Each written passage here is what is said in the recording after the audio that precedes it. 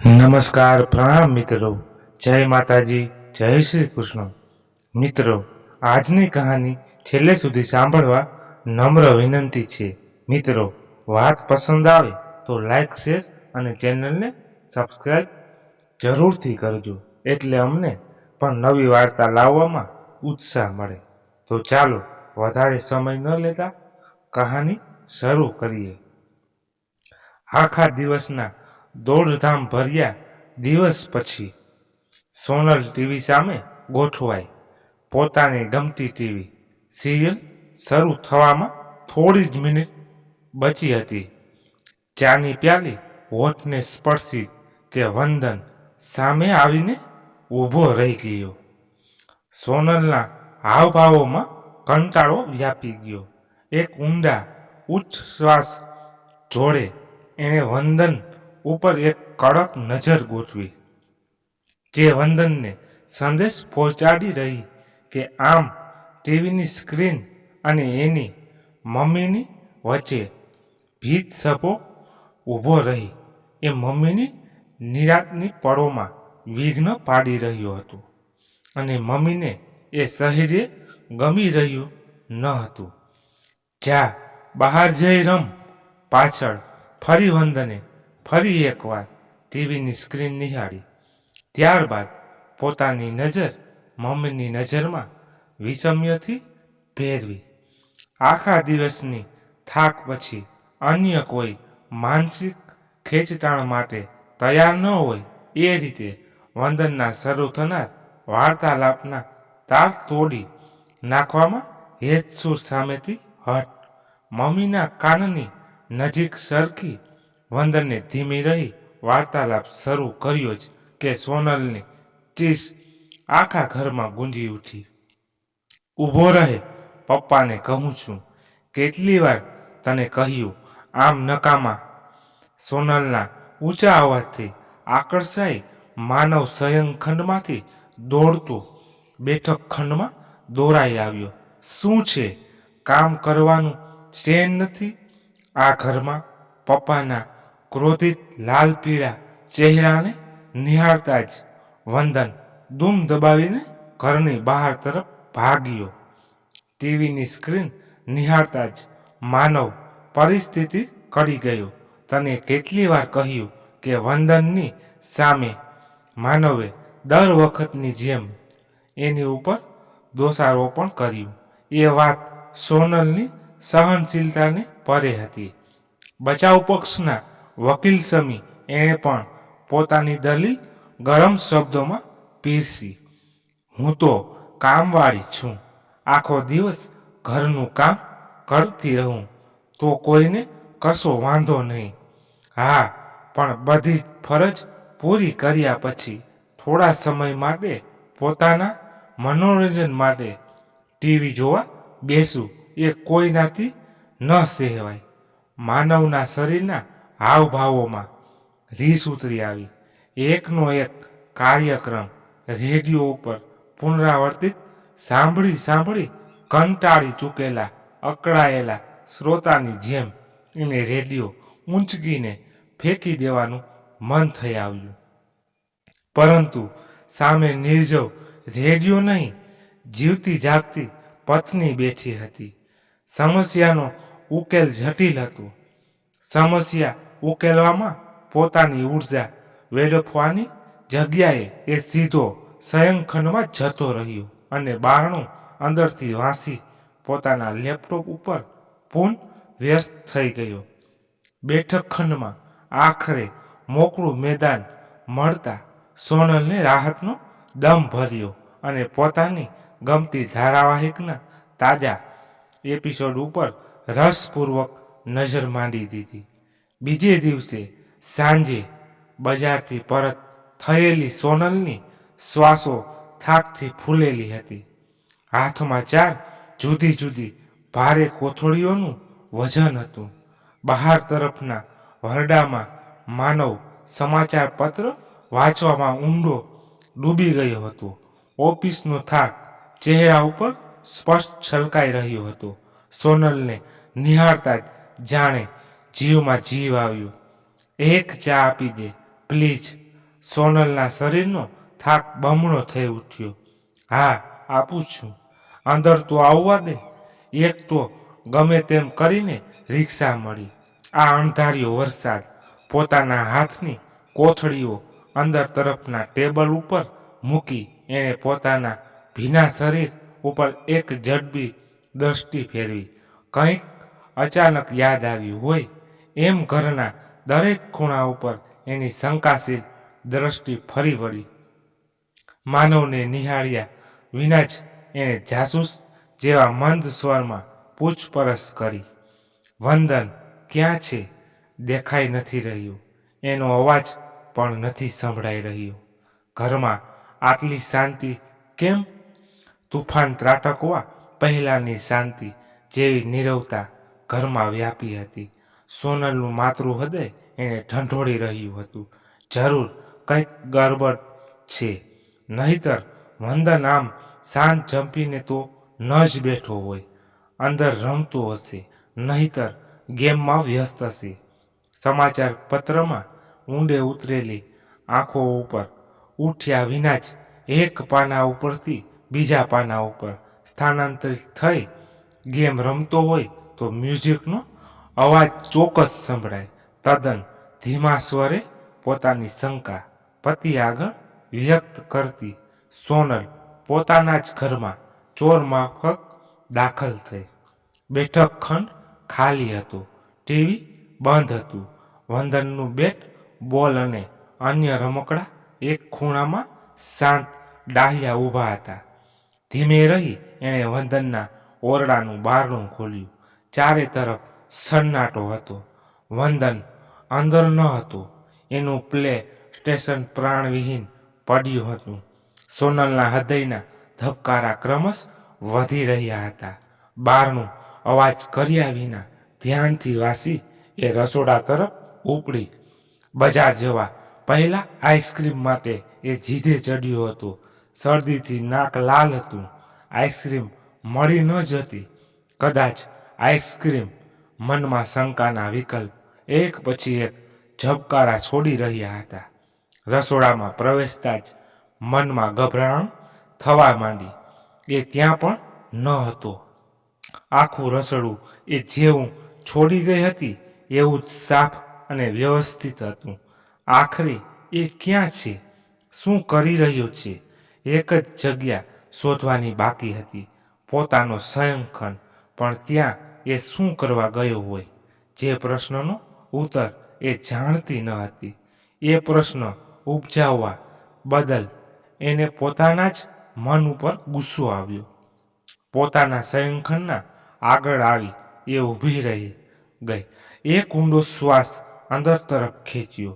હિંમત ભેગી કરી જાતને આશ્વાસન આપતા આપતા એણે બારણું અંદર તરફ ધકેલ્યું.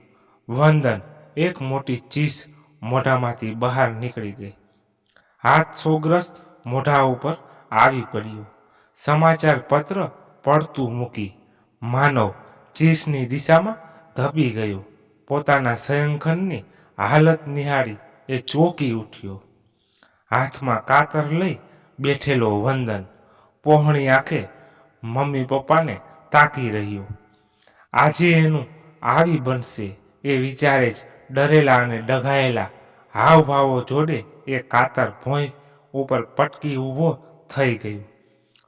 વંદન, અહીં આવ. આ શું છે?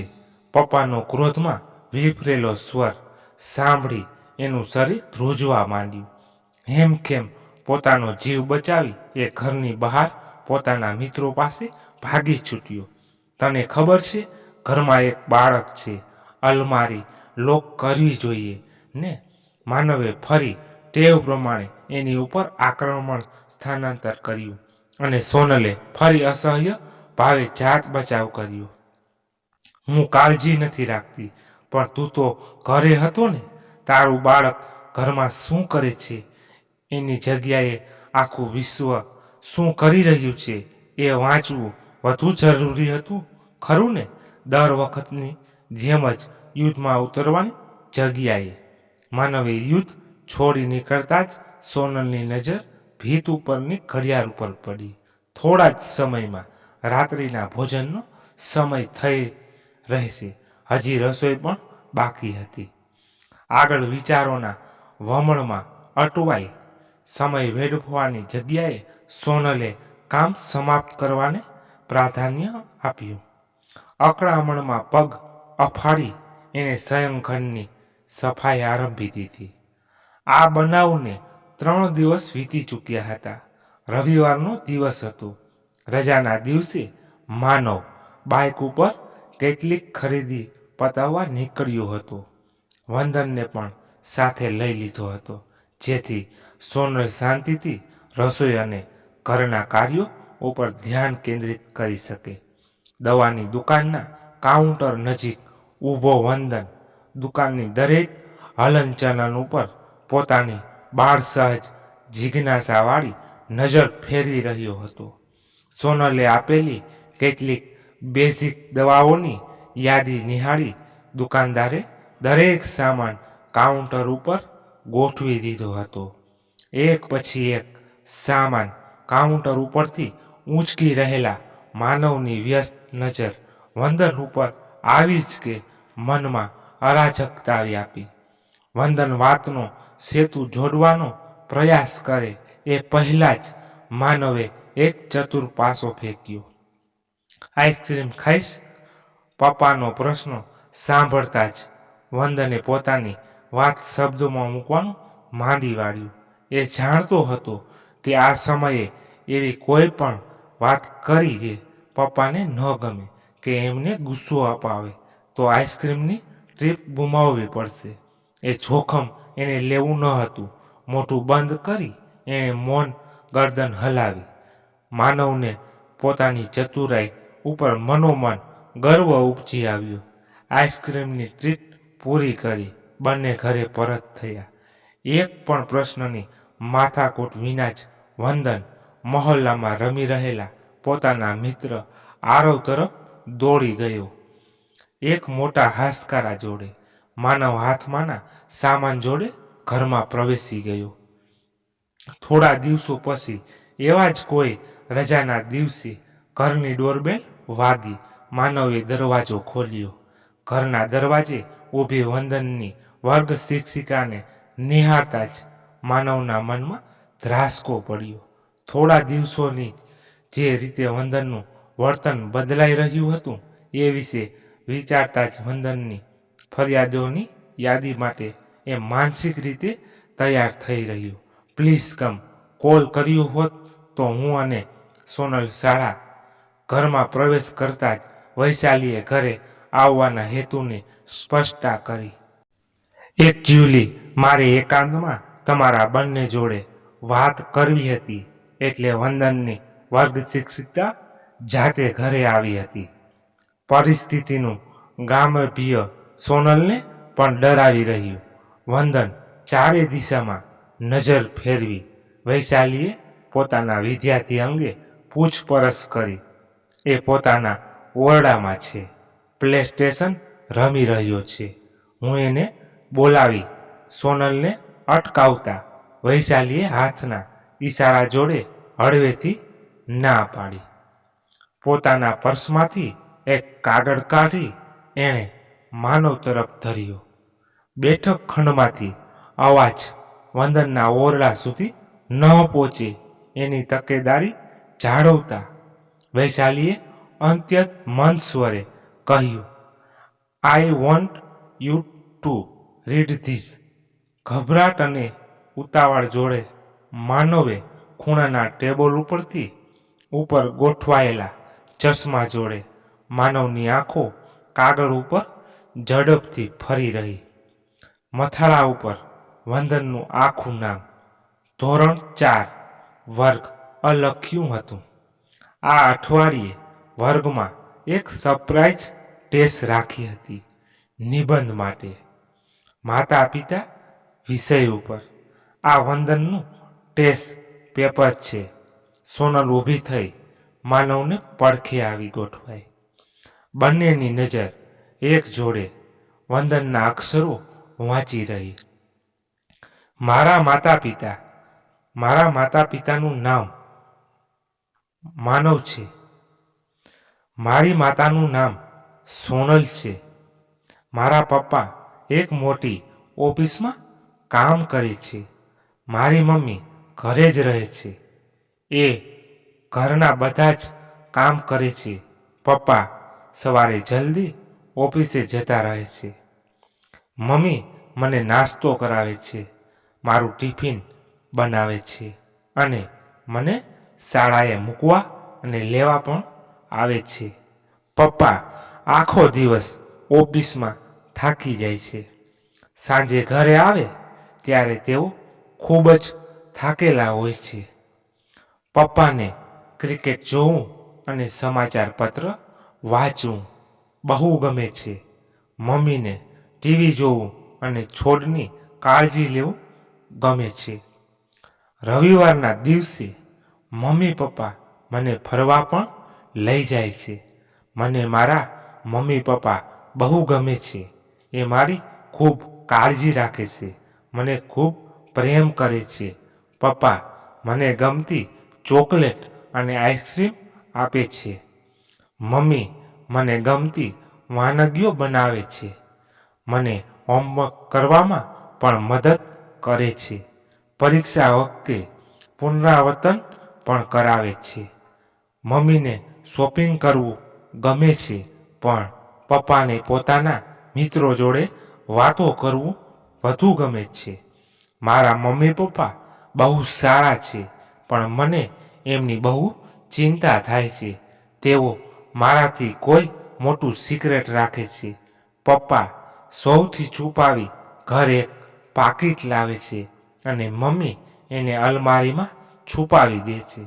હું કંઈ પૂછું તો બંને મારી ઉપર ગુસ્સો કરે છે. મેં આરવને પણ વાત કરી હતી. આરવ મારો બેસ્ટ ફ્રેન્ડ છે. એણે કહ્યું કે બોમ્બ હશે. જો મમ્મી પપ્પાને પોલીસ લઈ જશે તો હું કોની જોડે રહીશ? માનવે ધીમી રહી ચશ્મો ઉતારી લીધો. સોનલ જોડે એની નજર મળી. બંને ડઘાયેલા હાવભાવો જોડે વૈશાલીને તાકી રહ્યા. ડોન્ટ વરી, આ કાગળ ફક્ત મારી પાસે જ રહ્યો છે અને ફક્ત મેં જ વાંચ્યો છે. માનવ અને સોનલના મનમાં મોટો હાશકારો થયો. સાચું કહું તો થોડા દિવસોથી સોનલે વૈશાલીને વંદનની સમસ્યા અંગે માહિતીગાર કરવાનો પ્રયાસ કર્યો જ કે માનવ ઊભો થઈ ગયો. હું બહાર છું ને, તમે અહીં જ રહો. તમે બંને એના વાલી છો. આ ફક્ત એમની સમસ્યા નથી, એ તમારું પણ બાળક છે. વૈશાલીએ ઉચ્ચારેલા શબ્દોથી સોનલનું મનોબળ વધ્યું. એની કટાક્ષમય દ્રષ્ટિ માનવ પર પડી. માનવ ફરીથી પોતાની બેઠક ઉપર ગોઠવાયો. મને થયું બે સ્ત્રીઓ વચ્ચેની વાત છે. કદાચ તમને ઓકવર્ડ લાગે. માનવનું કારણ સાંભળી વૈશાલીએ તરત જ ચોખવટ કરી. જી બિલકુલ નહીં. આમ વેરી મચ કમ્ફર્ટેબલ. જો આટલું શિક્ષણ આપણી પાસે હોવા છતાં આપણે નાની નાની સૂક્ષ્મ બાબતોમાં ઓકવર્ડ અને અનકમ્ફર્ટેબલ થઈ જઈએ તો એ શિક્ષણનું મહત્વ જ શું? It's not worth then. માનવ પાસે પોતાના બચાવમાં કહેવા માટે શબ્દો જ ન હતા. એ માથું નીચે ઢાળી ત્યાં જ બેસી રહ્યો. સોનલે બધી જ વાત વિસ્તારથી વૈશાલી સમક્ષ મૂકી. આખી વાત ધ્યાન દઈ સાંભળ્યા બાદ વૈશાલીએ પ્રસ્તાવ મૂક્યો. ઓહ, આઈ સી. હું વંદન જોડે વાત કરી શકું? માનવ અને સોનલની આંખોએ એકબીજા જોડે સંપર્ક સાધ્યો. બંનેની આંખોએ મૌન સહમતિ દર્શાવી. હું એને લઈ આવું છું. માનવ વંદનના ઓરડા તરફ ઉપડ્યો. વૈશાલીએ સોનલને અલમારીમાંથી પાકીટ લઈ આવવાની વિનંતી કરી. સોનલને ખચકાટ થયો. I will handle it. ચિંતા ન કરો. સોનલ પોતાના શયનખંડની અલમારીમાંથી પાકીટ લઈ આવી. માનવ વંદન જોડે બેઠક ખંડમાં પ્રવેશ્યો. પોતાની વર્ક સિસ્કી અને પોતાના ઘરમાં નિહાળી વંદન હેરતમાં મુકાયો. પોતાના નિબંધનો કાગળ પપ્પાના ચશ્મા નીચે ગોઠવાયેલો હતો. મમ્મીના હાથમાં પાકીટ હતું. વંદનનો ચહેરો ગભરાટથી લાલ થઈ ગયો. એ ડરીને વારા ફરતી દરેકના હાવભાવ ચકાસી રહ્યો. How are you? વંદન, હું તો તને આ કાગળ આપવા આવી છું. કોંગ્રેચ્યુલેશન, તને તો નિબંધમાં પૂરા 10માંથી 10 માર્ક્સ મળ્યા. આમ તો હું કોઈને પણ પૂરા માર્ક્સ આપતી નથી, પણ તે બધું જ સાચું સાચું લખ્યું એટલે તને ફૂલ માર્ક્સ. વંદનના ચહેરા ઉપરથી તાણની માત્રા થોડી ઓછી થઈ. અહીં આવ, સીટ. મારે તને કંઈક બતાવવું છે. મમ્મી પપ્પા તરફ એક ભયભીત દ્રષ્ટિ નાખી એ ધીમે ધીમે ડગલે પોતાની વર્ગ શિક્ષિકાના પડખે આવી ગોઠવાયો. વૈશાલીએ સોનલને ઈશારો કર્યો. સોનલે પાકીટ વૈશાલીના હાથમાં થમાવ્યું. વૈશાલીએ એ પાકીટ વંદનના હાથમાં આપ્યું. વંદન ફરી ડરેલા હાવભાવો જોડે મમ્મી પપ્પાને તાકી રહ્યો. માનવ અને સોનલ શોભીલા બની એકબીજાને નિહાળી રહ્યા. આ સેનેટરી પેડ છે. વંદન ધ્યાન દઈ એ પેકેટ ફરી નિહાળી રહ્યું. એમાં કોઈ બોમ્બ તો ન હોય. એનું બાળ હૈયું જોર જોર ધડકવા લાગ્યું. વૈશાલીએ એ ભય વંદનના ચહેરા ઉપર સ્પષ્ટ વાંચ્યો. તું ક્રિકેટ જુએ છે? ક્રિકેટ રમવું તને ગમે છે? ખૂણામાં ઊભા ક્રિકેટના બેટ, બોલ, સ્ટમ્પ નિહાળતા વૈશાલીએ વંદનને પૂછ્યું. હા, મને પણ અને પપ્પાને પણ. પોતાની ગમતી રમતની ચર્ચા શરૂ થતાં વંદન થોડો હળવો થયો. તો જ્યારે ક્રિકેટ રમતા રમતા કોઈ પ્લેયર ઇડ્સ થઈ જાય અને એને લોહી નીકળે તો શું કરવામાં આવે? વંદને શીઘ્ર ઉત્તર આપ્યો. તો એને બેન્ડેજ લગાવવામાં આવે. વાવ, યુ આર સો ઇન્ટેલિજન્ટ. વંદન પોતાની શિક્ષિકાએ માતા પિતા સામે પોતાની પ્રશંસા કરી એ વાતનું ગર્વ વંદનના ચહેરા ઉપર ઉભરાઈ આવ્યું. એ જ રીતે આ મમ્મીનું મેડિકલ બેન્ડેજ છે. મમ્મીને લોહી નીકળે છે. વંદન ફરી ચિંતિત થઈ ઉઠ્યો. સામે બેઠા માનવ અને સોનલ વંદનના પ્રશ્નથી હચમચી ગયા. એના પ્રશ્નો પૂછવાની કુટેવ આજે નાક કપાવશે. આ જ પ્રશ્ન હતો જેનાથી બંને દૂર ભાગતા હતા. આ જ પ્રશ્ન હતો જેનો એમને સામનો કરવો ન હતો. આ જ પ્રશ્ન હતો જે એમને વંદનના મોઢે સાંભળવો ન હતો. પરંતુ આજે વૈશાલી એમના વતી નિર્ભયપણે એ પ્રશ્નને સાંભળી રહી હતી.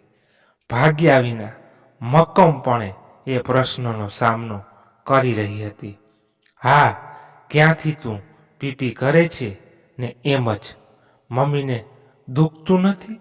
હા, થોડું પેટમાં દુખે પણ આ મેડિકલ બેન્ડેજ પહેરવાથી એ સુરક્ષિત અને તંદુરસ્ત રહે છે.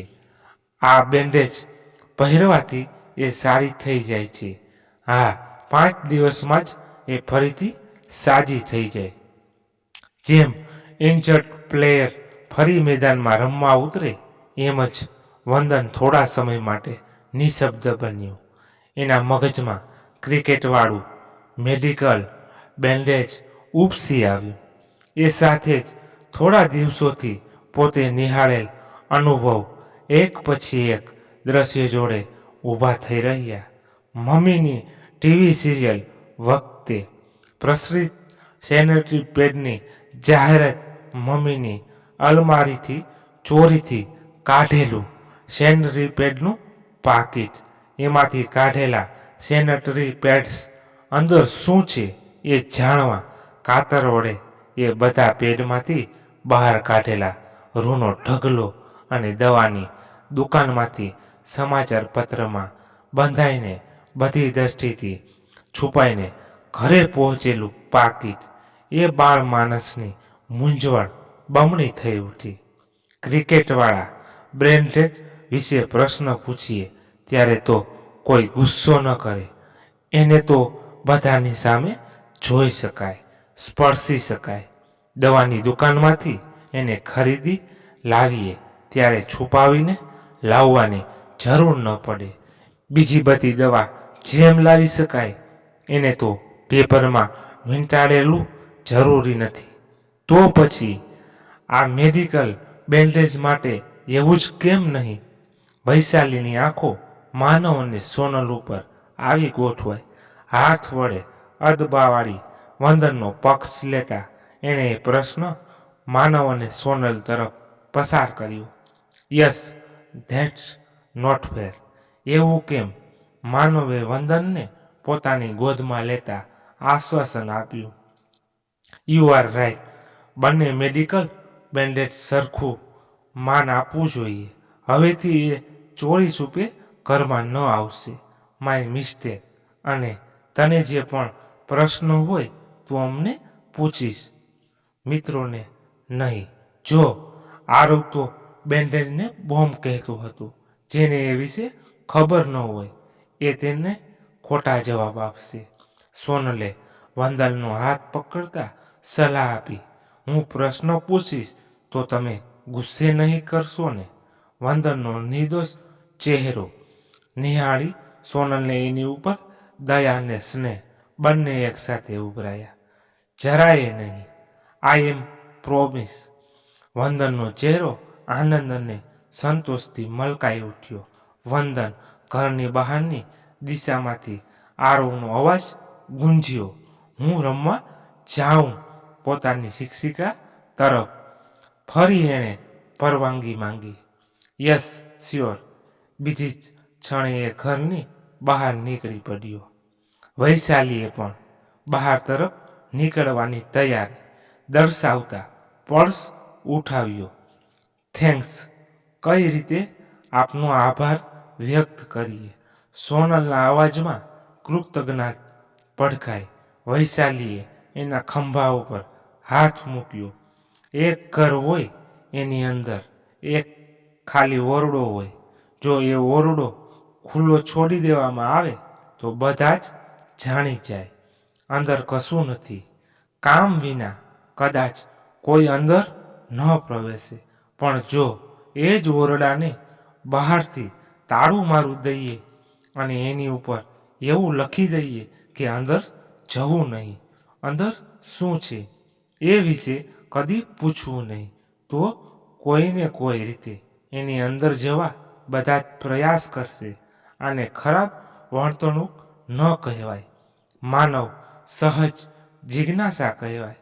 જો એ જિજ્ઞાસાનું ગળું ઘોટી દઈશું તો જ્ઞાનના બધા જ માર્ગ અવરોધાઈ જશે અને બાકી રહેશે તો ફક્ત મૂંઝવણ અને અરાજકતા. મારો આભાર આપને સાચે જ વ્યક્ત કરવો હોય તો વંદનના જ્ઞાનનો માર્ગ અવરોધશો નહીં, એના પ્રશ્નોને ટાળશો નહીં. એ હોશિયાર બાળક છે, એની જિજ્ઞાસાને હંમેશા ટેકો આપજો. આપની વાત સાચી છે. કાશ કે આ રૂઢિવાદ સમાજ પણ આ વાત સમજી શકે તો બધું જ સહેલું થઈ જાય. માનવની વાત જોડે સહમતિ દર્શાવતા વૈશાલી દરવાજા તરફ ઉપડી.